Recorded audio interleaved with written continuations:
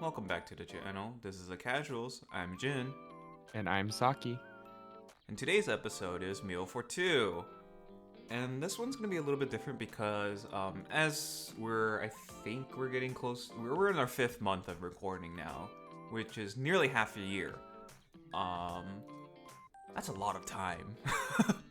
We honestly did not. So, just a little bit of backstory. When we first came up with this channel idea, we kind of just made it like a whimsical idea, I guess, in a sense. I just kind of brought it up, and then Saki here was like, "Oh yeah, that's cool, we can try it." And then New Year comes around, we're like, "All right, we're really doing this, by the way," and we started recording, and I think basically every week we've been able to record, or at least put out an episode.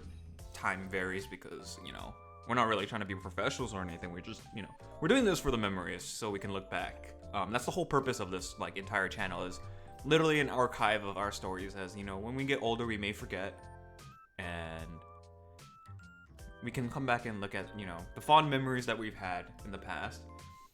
And so because of that, we honestly we thought we had a lot of topic ideas, but it turns out as time goes on, we got through them a lot quicker than we thought we would. And so usually in the past iterations of Meal for Two, it'd usually be like either we would talk about fast food places and what we think about them, or we would talk about our experiences with restaurant, and then have that as a main segment. And then the secondary segment would be like what we think about certain foods or food that we've made in the past. But because right now it's a little bit limited, just because we haven't we're adults, especially Saki. He himself is busy a lot of the time, and so we haven't been able to go out and explore as much restaurants as we would like to. So we're making a bit of adjustments here just to give us some leeway for this upcoming episodes, which is we're just gonna talk about, I guess, what I said about the segments of making our food, fast food opinions, restaurants we went to. We're just gonna have that as an individual section from now on, and just kind of sprinkle in more randomness. And maybe in the future it'll be a little bit more, I guess, casual, like random topics could come up here and there. But yeah, we'll just continue from here. So, man, yesterday, on with the topic, we suddenly decided that, well, it's not exactly sudden, but like maybe 2 days prior, we're like, you came up, you just suddenly brought on me like, hey, we could make the pasta thing. And Yeah, so, it was. oh, go ahead. I was gonna say, yeah, I was just like, we were like, we had this idea, I don't know, for like a month. Then I was like, wow, we're both free. I'm like, we don't have anything to do during the evening. I'm like, I think it's time. And so I think it's brought up that time. topic. I'm like, I think it's time. And so the pasta dish that we wanted to make in particular was pasta alla vodka. And the way how it came around was because I mentioned to Saki, I was like, hey, what do you think about pasta alla vodka, right? And and then I think you said like, oh yeah, I think you mentioned you've had it before or something like that. Yeah, I had it like maybe once or twice, but it was so long ago, like maybe 10 plus years ago. I was like, I don't even remember what it is. I don't remember what it's supposed to taste like. Yeah, and I've never had pasta alla vodka, personally. And so I was like, hey, you want to try making it?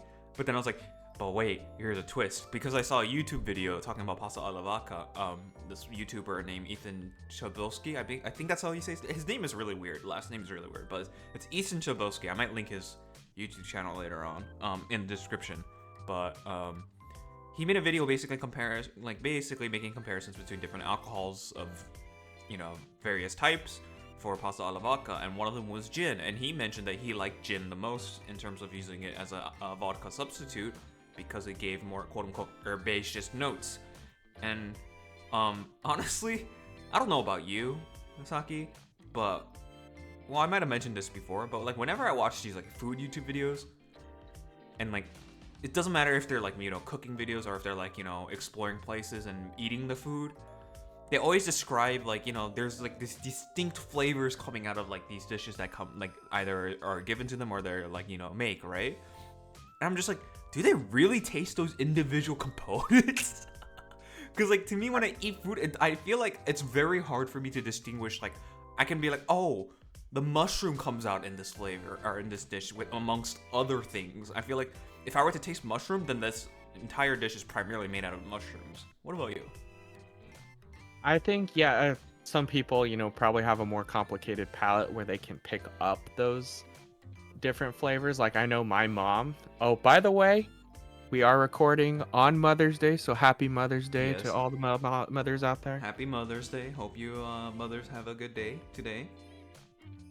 And getting back to our story, so my mother, um, she does research and development for spices, and so she has a very complex palate. Like her customers are like, hey, can you make this for us?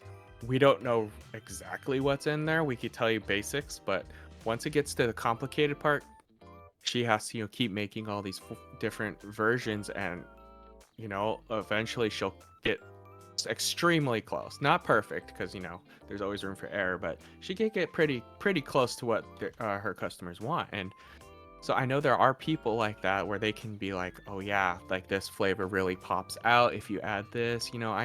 It's a science, really. It's really a science. Mm-hmm. Yeah, So it's yeah, yeah. it's just so weird because again, personally, me, I don't have that kind of palate where I can distinguish flavors to the dot. I would say I could say like I think I can distinguish some flavor depending on what the ingredients are, but I feel like most of it just gets losted and melded into together. It's like a melting pot essentially.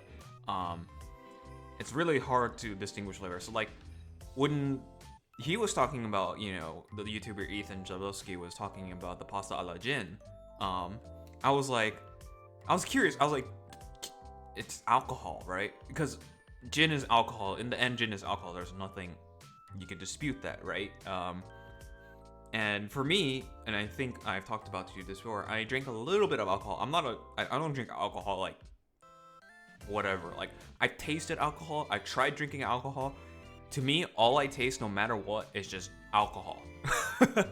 I don't know about you, but when people say like there's alcohol, like different flavors of alcohol, I mean I could taste the, whatever fruit is, whatever it's based off of, or whatever flavor they want to make it out of, right? Like let's just say raspberry, like or lychee, whatever. I can taste the lychee and raspberry, right? But then the overwhelming alcohol flavor just comes through, and then suddenly, like 2 seconds later, all I feel like I'm tasting is rubbing alcohol. What about you? Honestly, I am also in agreement with that, since I don't really drink alcohol that often. Like, and if I do drink, it's more like a cocktail, so it's mixed, with like fruit juices and like some like herbs. Sometimes there's mint and stuff. Like, I forget what that drink's called. But anyways, yeah. So I'm kind of in agreement with you. I don't really taste much. It's just, yeah, the rubbing alcohol kind of flavor to me as well. Like I've had a 1% content alcohol, like 1.5%, and all I tasted was alcohol. So I was like, dude, if 1.5% is enough, it's still way too much alcohol for me in terms of like just the taste. Not like I personally have never gotten drunk because one, I taste the alcohol, I'm just like, this tastes horrible. So I've never pushed myself to drink something in order to get drunk. The closest I ever got was getting a headache after like, I would say not even like, I think it would be the equivalent of like 2 shots. I honestly think that's the equivalent. I don't know. I've never formally drank or anything like that. I drink out of like those canned whatever, like those canned lychee beers, 1.5% alcohol. But like, if I can taste that 1.5 alcohol super strong, then I feel like any amount of alcohol is just a no-go for me. So even if you try hiding it in mixes or anything like that, I would be like, this tastes like rubbing alcohol. Even in like, those cocktails. Yeah, I was gonna say, I can agree with you on that. I mean, even though like there is a lot of like other flavors, let's say a pina colada, so that's pineapple coconut. You'll be like, yeah, I could, pineapple's really strong, the coconut's really good, but to me, I'd be like, I could taste pineapple, coconut, and a lot of rubbing alcohol like flavor, and I'm just like, I don't enjoy it as much. Yeah, I don't. That's it for me. So like, going back to the conversation of the pasta, I thought to myself, like, he's tasting herbaceous notes, but I feel like I'm gonna taste the alcohol anyways, right? Theoretically, when you cook the alcohol, you would cook off the alcohol, right? But in my past experience, I think it was my sister. She made like a beer stew or something. You know, those one of those beef stews that like have like those beers. I've had something like beer cheese soup. Yeah, it's like something, but Something like like it uses a lot of beer. Like it uses quite a bit of beer to like actually be made into a stew, right? Like usually with wine, or like same thing with wine and everything, right? For me, I can still taste the alcohol through that, even though it's cooked off. The only time I can't really taste, I want to say alcohol, it's not really much, but like I know there's a popular dish, beer battered fish and chips. Mmm. That's the only time I can't really taste alcohol, because probably just because the oil content when you deep fry fish, you know? Yeah, I've never had beer battered fish before. Maybe we gotta try it out one day. But It's yeah. basic fish and chips. I don't really taste a difference, to be honest. So yeah. Again, going back to the video, man, we sidetrack a lot, but you know that's the fun part. Going back to the video, I was really curious. I was like, will we really taste the herbaceous notes that this man speaks of? You know, is this the man the prophet or the what's it called, the sheep? No, the wolf. The man who cried wolf, the boy. Yep. And so I was like, hey, Saki, we should do it, right? And then we finally get around to it, right? And we're like, all right, we can finally do it. Let's go out shopping. So we go out to you know, our local Stater Brothers, and we're going and we you know, we get some of the ingredients that we want, you know, and we go to the alcohol section, and we look at all these gin. And unfortunately, both of us aren't experienced with alcohol, so we're like, we don't know what to get. Yeah, I was like, which one do... There's so many different types, and I'm like, does it matter that much? Yeah, I was like, is there flavor in these gin? Like, you know, because, like, you know, there's variety of brands, you know. Obviously, each have their own formula, and I would assume they have their own distinctive taste. What would I know? And, you know, all their price points are various, you know, different prices. And so, we looked at them, and the cheapest one, because, again, we're not buying this gin to drink it. We're using it to cook. So when we were looking at it, we saw all these different prices. Like I would say average around $25-ish each bottle around.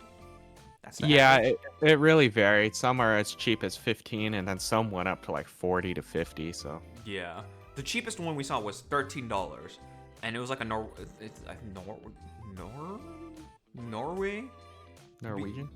I think, Norwegian gin, and it was like $13, and it was just plain old gin. I was like, I looked at Saki and I was like, I don't think this has herbs in it. yeah, again, we're not experienced enough with alcohol, so we're just like, this says gin. Is this it? Like, we have no idea. I'm looking at all the bottles. I'm like, this one says gin. This one says gin. Okay, so we know we're in the right area. But which one do we get? Yeah. And you know what it reminds me of? It reminds me of, do you know Toy Story when Buzz Lightyear is first introduced? He's introduced in that hallway of toys. Mm-hmm. And it's just all Buzz Lightyears? Well, actually, I think wasn't that Toy Story 2? Oh, wait, it wasn't. He was introduced. He came out in Toy Story 1. But... Oh, yeah, in Toy Story 2, when he got, like, I guess, like, captured or something like that. He was put inside the box or something like that. And then remember, it was on the hall with all those, like, Buzz Lightyears? Yeah. It reminded me of that right now. Just a bunch of gins, but we don't know what the difference is. Yeah, and then here they are, like, you know, squabbling. I'm the real one. No, I'm the real Buzz Lightyear. You know, but, Yeah. That was basically us in a nutshell. Yeah. So, I mentioned, I forgot to mention, but the reason why I was trying to, like, the reason why I didn't think any of this gin bottles had, like, any herb flavor or something like that was, one, because Saki pointed out this is the original gin, so he's like, I don't think this has any flavor, like, you know, distinctive flavor with herbs, because it literally says the original gin. And when I looked in the back of the bottle, there was no ingredient list. I was shocked. I never knew that. Yeah, I'm not surprised with that. I'm just surprised they didn't label, like, gin. Yeah. Like, as an ingredient or something. Just Yeah. usually in the States, you have to have your ingredients, you know, for allergy reasons. So I thought maybe they'd at least put that. But yeah, there was literally nothing there. Yeah, there was no ingredients, no calorie even. It was literally just the front label with this, like, their name and brand. Back label is literally the explanation about their gin, like, you know, our renowned history kind of type deal. And that's it. No, literally, I was so shocked. And um, I was talking about to Saki about this after we were looking, and I was like, hey, they don't have Aviation Gin here. Aviation Gin is famously known for being under Ryan Reynolds bought that company, made it popular, and then he sold it off later. So it's no longer under his name again. But for a certain amount of time, he had that company under his name. And the reason why I brought it up was because in Aviation Gin, well, Ryan Reynolds in particular makes a lot of commercials on his YouTube channel. Like, they're pretty funny, to be honest. And he mentions that, like, something about juniper berries, because I think that's what gin is primarily made out of, right? Juniper berries? You're asking the wrong person. I have no info about any type of alcohol. Yeah, so he just basically mentions juniper berries and something else. I'm sure if any alcohol enthusiast comes in, you would immediately, like, dunk on me, be like, no, this is wrong, but again, please forgive us. We are not alcohol connoisseurs. Yeah, we barely touch alcohol. Like, I've only touched it 3 times in my life, maybe. And they weren't even, like, drinking the whole thing. Anyways, so I was just like, maybe that, right? And then Aviation Gin is, like, the one brand I know just because of the commercials that Ryan Reynolds puts out. And unfortunately, the Stater Brothers there did not have it. I was actually surprised because, you know, I thought it would be, like, a more common brand name. And also the reason why I was surprised is because it was in Costco. When we went to Costco multiple times, it was there. That's right. I remember you mentioning that. And so we ended up just looking at each other, and I was just like, you know, we're only buying gin to, like, make food out of it, right? And we don't even know how this is gonna turn out, because theoretically the dish is a modification on pasta alla vodka. Do we really want to buy this gin for like $13, $14, $15 and we don't like it, and, you know, we're not gonna drink the gin? And so we were just like, and we just looked at each other and we were just like, yeah, let's not buy the gin. Yeah, so we ended up, I actually had a little bit of cooking alcohol vodka, because I guess we have a recipe for it. So I was like, I'm pretty sure we got a little bit of vodka. Let's just use that. Yeah. Save some money too. And so, another adventure is in that same Stater Brothers is that we almost forgot, which is pretty funny if you think about it, but we almost forgot to buy the pasta. Oh yeah, I think we forgot maybe 3 times the whole time. We forgot it 3 times while we were in the store, and each time we're like, oh, we gotta buy the pasta. Forget. Oh, we gotta buy the pasta. And then, so we finally get around buying the pasta, and there's not that much of a wide variety, surprisingly. At that particular location, yeah, there wasn't a huge variety. Yeah, and so we were looking, and I was just like, gosh, I don't know what we want, because there's like the Italian, like, I guess, artisan pasta, bronze cut. I don't know what the deal is with bronze cut. I'm sorry if I offended any pasta enthusiasts here. Or Italians. Or Italians. And there was like all these different types, but in the end we went out with those, like, I forgot what the official term is, with those bow-like pasta. Do you remember what they're called? I just call them bow tie pastas, but I'm sure there's a technical name for it. Yeah, we ended up going with a really cheap bow tie pasta. Like, it's like what? It's almost a pound for like $2. A pound of it for like $1.89 in tax. And it's like really small, like the mini versions of those twirls, right? But like there's a crap ton of them. There's a lot.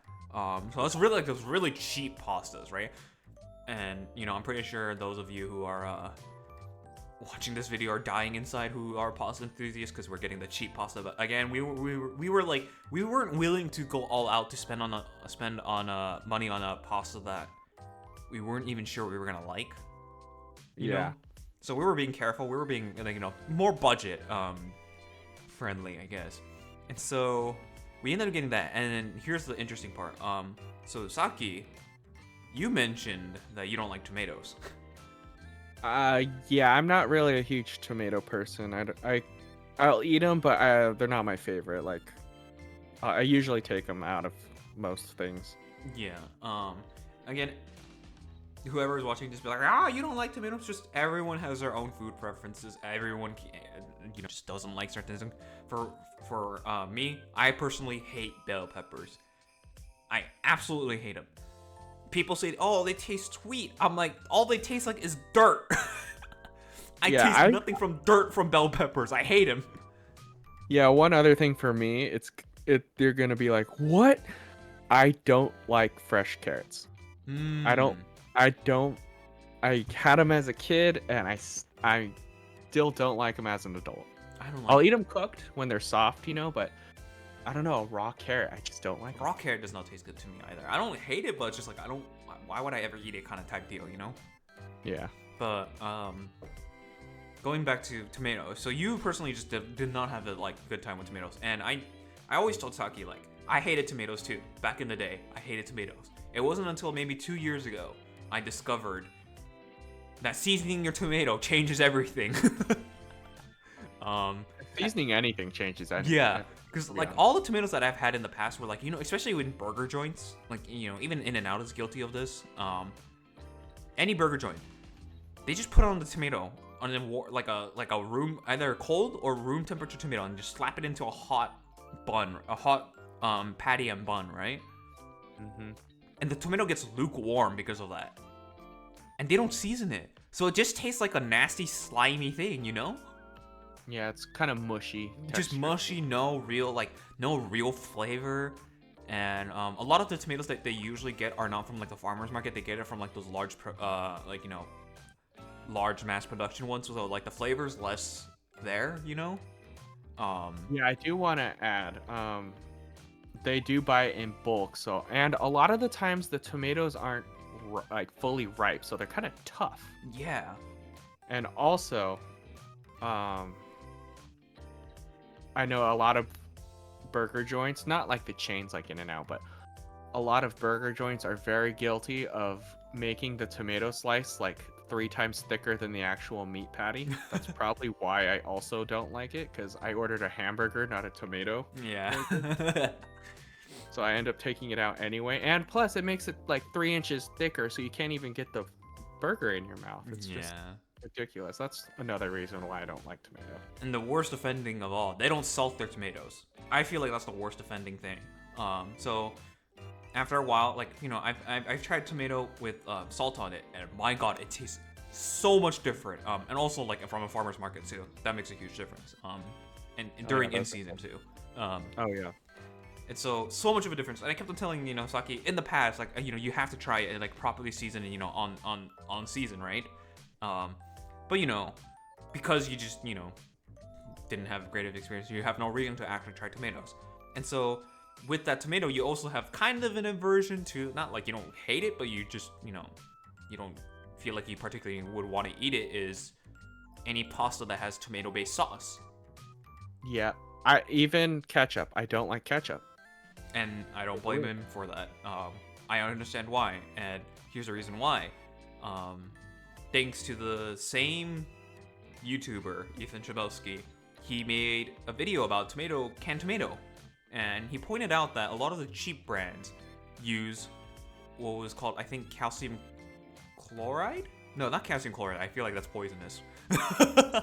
It's calcium something. Yeah, it's calcium something. Let me look it up right now. Tomato. But it was something canned tomato. It's basically preservatives. Yeah, it's basically. Oh yeah, it is calcium chloride. Okay, never mind. It is calcium chloride. And so what calcium chloride is? It's a firming agent which limits the tomato's ability to break down during cooking, and it's also kind of a preservative in itself. And so I was like, that's probably why you don't like it, right? Because calcium chloride gives that kind of toughness to the tomato itself in the canned tomatoes, and it gives that kind of acidic taste to it. The canned tomato itself. With canned tomatoes, you could taste the metallic flavor. Yeah, it's not good. Canned. And so, understandably, he was kind of Saki wasn't really too fond of the idea that pasta. Oh, by the way, the pasta alla vodka that we made was tomato based. I did not know that there was an existence of a different version of pasta alla vodka that was made with something else. I'm assuming it's cream based because that's the only thing I can really think of. But what we made was tomato based, and you were kind of iffy on the idea. And so we went to the Stater Brothers, and I pointed out to him, look, don't get any of these brands, right? Look at this one, and it's called Cento. And Cento is one of the more I guess, reputable brands of canned tomato when it comes to that, and tomato paste. The reason why I pointed out is because they use what's called the San Marzano tomato. And what San Marzano tomatoes are is they're from the region, specialty region from a very particular region in Italy, right? And it apparently grows only on volcanic soil. And like the shape of the tomato is also like a plum because it's an Italian plum tomato. And they're supposed to be like the, I guess, quote unquote, the holy grail of all like tomatoes, because most like all your famous like pizza joints, especially in New York, use San Marzano tomatoes. Not Cento brand, but like they'll use a San Marzano tomato for their pizzas, and they call it like it's like non-negotiable. You cannot use anything other than San Marzano tomatoes in pizza. For that, from what I heard, personally, I don't know if Italy is the same, but I do know like New York area is like that. And so I was like, we gotta get this one because it's a lot sweeter. And I've had it before, and I was like, wow, this is a lot different than regular canned tomatoes. Because you know how, quote unquote, canned tomatoes, you know those tomatoes in jars? Yeah. Those are like crimes against humanity. Honestly, yeah, I'd agree. They're terrible. And that's what your most common experience is with like pasta, right? Tomato pasta? Yeah, it's usually in a jar from a can. And I was like, it wasn't the brand that you just mentioned, San Marzano, I believe. The Cento brand, and Cento, San Marzano type tomatoes. And so yeah, those jars are just absolutely terrible. Please, whoever's using that right now to make whatever you make, like spaghetti or anything, please don't use them. They're so bad. Just spend like maybe $2 extra to buy a canned tomato from that is a San Marzano tomato. I'll link Ethan Shablowski's video about that thing in order for you to like get a visual on it. But please buy it. And so we bought it. I convinced him like, hey, let's buy this. And you're like, all right. You were kind of reluctant, right? Yeah, but I was like, I trust you. You did your research on it. So I was a little more willing, even though I really would not. You were really reluctant, but you're just like, whatever. And that thing was kind of expensive. That thing was like $6. It was like $6 to $7, yeah. Yeah. I forgot how much it was, like, in terms of weight. Anyways, we buy it and we go to your house. And so we start prepping the ingredients, right? And I go to Saki and I was just like, hey, you gotta try the like, the sauce. We opened up the San Marzano, the Cento San Marzano can up, right? Let's try the sauce. So, and you tried it and you were just like, oh. Yeah, my initial reaction was like, oh. And I looked at him like, it's sweet. Yeah. I was like, it's different, isn't it? Like, it's sweet. I don't taste a lot of acidity. I mean, I could barely taste the metallic flavor just because, it is from a can imported from Italy. Mm-hmm. But I was just like, wow, it's actually, like, sweeter than I was expecting. And I showed him there was no calcium chloride. No, there wasn't. Yeah, there was very few ingredients. It was, like, the tomato puree. Tomato puree and, like, salt. One other thing. Salt? Yeah, and something a like bay that. leaf. That's it. Yeah. It literally preserves itself in its own juices. I think it was basil, not bay. Oh, basil. Yeah, basil. Sorry, not bay leaf. Basil. But yeah, that's it. It's incredible. And so, we followed his measurements, Ethan Chaposky, and so one thing that surprised us the most was he called for 140 grams of tomato paste. And when we took out the tomato paste from, because you had tomato paste on hand, we were putting it on, we're like, this looks like a lot. Yeah, I started getting some paste out, and I'm like, that's only 50 grams. And I'm like, that's like a lot. And I kept going, and I'm like, I'm going to use this entire tube. And it wasn't even under 50 grams. It was like a little over 100. And I'm like, I think that's enough. That's quite a bit. So we were like, let's go with that. And thankfully we did, because when we were cooking it, it turns out it was a lot drier because of the tomato paste. It was eventually solved later on when we put in the tomatoes, and then eventually the cream. The heavy cream is what really gave it more liquid. But yeah, when we were making it, we were still kind of unsure, because initially it's butter, onion, garlic, and red pepper flakes, and then that's what the YouTuber that Ethan Shablowski did for his video in order to make a pasta alla vodka. And then After that, you cook it a little bit, and then you put in the tomato paste, and then the tomato, like actual tomato, like the peeled tomatoes. The San Marzano peeled tomatoes, which we diced. And then after a little bit more, like 10 more minutes, you put in the cream, right? And at that point, you were supposed to blend it in order to make the sauce smooth. We didn't do it because we're like, it's a hassle. Why on earth would we do that? Also, like, we don't know if we're gonna like it, and like, you know, it's a mess to clean up. And we were just like, you know, let's try it. If we like it, then maybe next time we can do it. And so we, you know, put the cream in, and then finally comes in the vodka. And so he called for 2% alcohol percentage, which is about, for per 100 grams, it's like 5 grams of alcohol.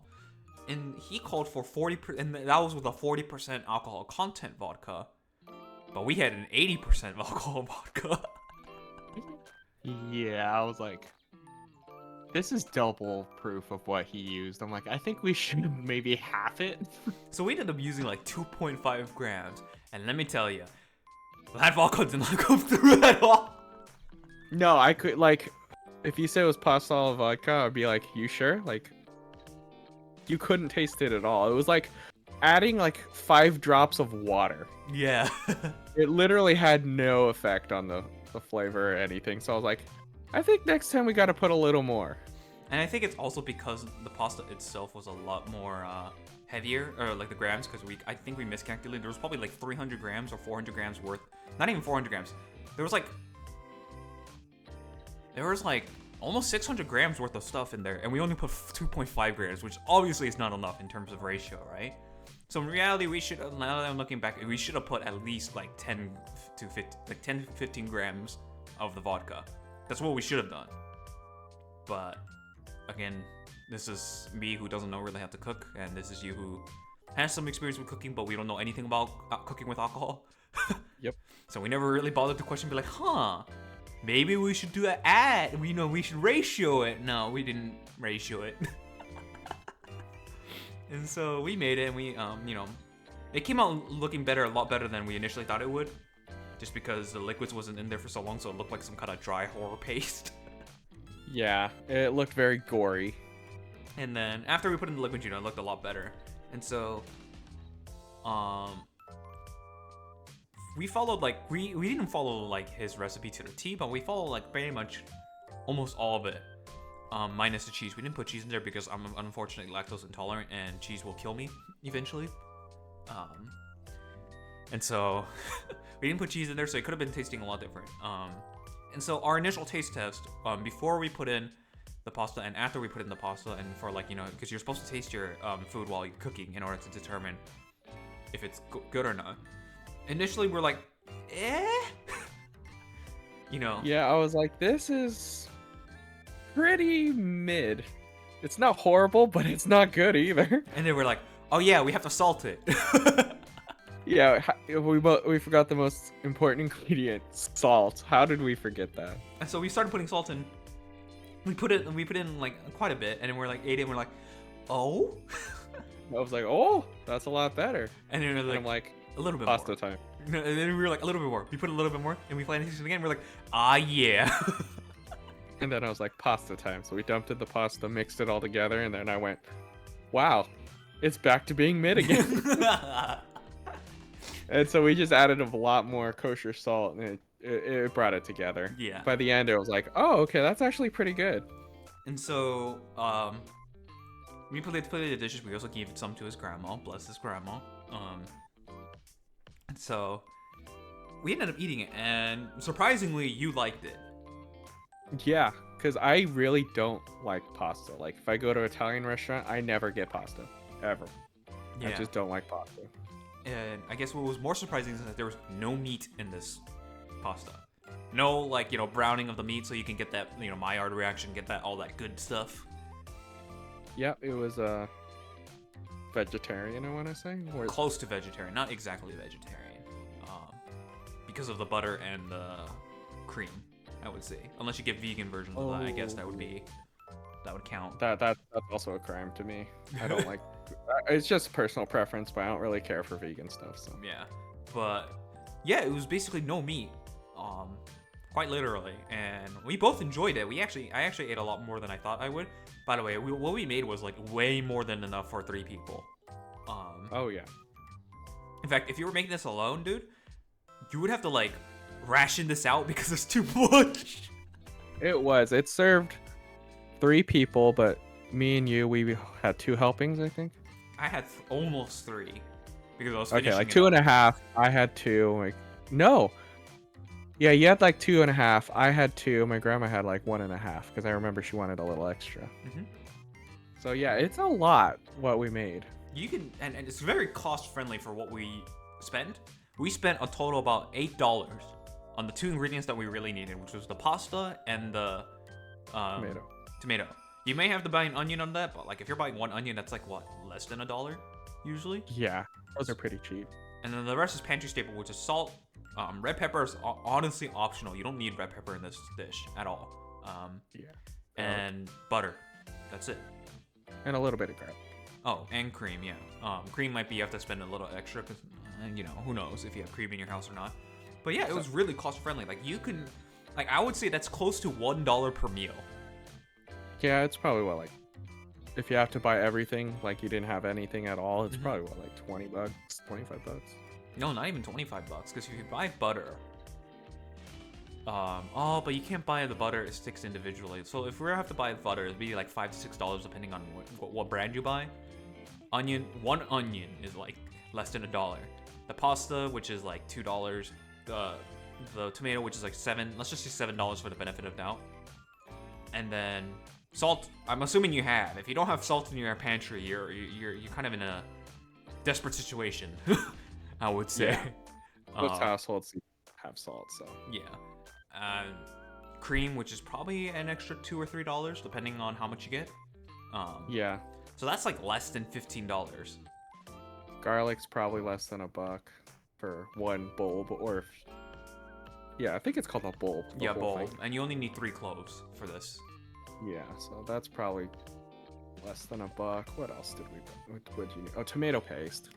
Oh yeah, tomato paste. Honestly, that's probably like a couple bucks. Yeah, maybe 2 or 3. I feel like it's closer to 3 or 4 now that I think about it. But yeah, $15 I would say at most. If you're buying literally everything from, assuming you don't have a lot, all of them. But it was really, really cheap to make, and very satisfying. So yeah, our pasta, like I enjoyed it, you enjoyed it, and I do have to wonder, does this open up? Does this especially with the canned tomato and this dish, the San Marzano tomatoes, does this open up the possibility of you trying out more pasta dishes, especially tomato-based pasta dishes? Again, I would say so, yes, if we use those tomatoes.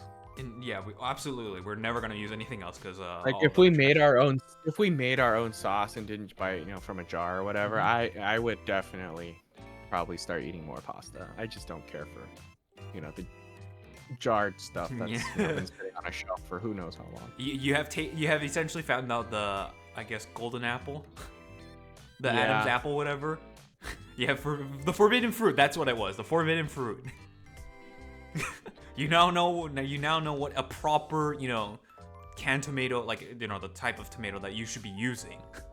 Yeah, the only tomato I would actually eat is called an heirloom tomato. Oh, and yeah. Those are good. Yeah. Other than that, I would not touch tomatoes. Yeah. So But now with those tomatoes you introduced me to, I would definitely start trying more stuff. yeah, definitely. And so we're getting too close to the end of the episode, so I'm gonna end it here. But this has been our food adventure that we did quite literally yesterday as of this recording. But yeah, that was it was a fun adventure to do. We may be doing this more in the future where we make stuff and then we talk about it later in our episodes. So I'll end it here. I'm Jin. I'm Saki. And this is The Casuals, and we'll see you next week. Bye bye!